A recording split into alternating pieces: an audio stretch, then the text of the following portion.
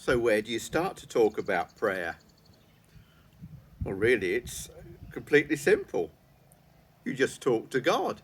That's it. Actually, for me, the starting point does matter because I'm coming deliberately into God's presence. So I need to do that consciously. These days, I almost always start with the Lord's Prayer. But the one thing I do with the Lord's Prayer is to say it much more slowly than we usually do, so that each individual phrase in it becomes a prayer in its own right.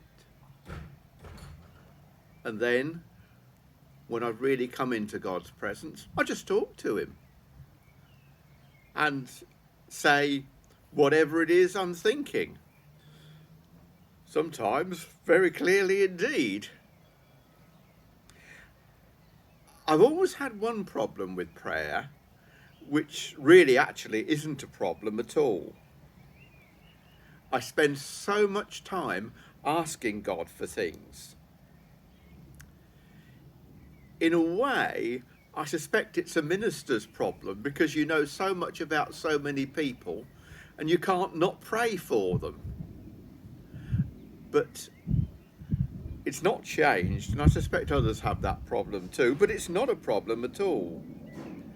Because I think it actually puts me in the right place in front of God. Because every time I ask him for something, I'm telling him that I depend on him, and I'm telling him that I trust him. And that's the way that it should be.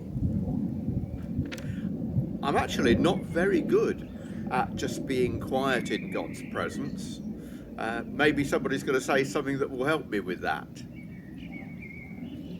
And of course, none of that is counting the instant prayers that you need to send up to God any time during the day. But when I start with the Lord's Prayer, I never quite finish it. I always leave that to the end. Yours is the kingdom, and yours is the power, and yours must be the glory, always. Amen.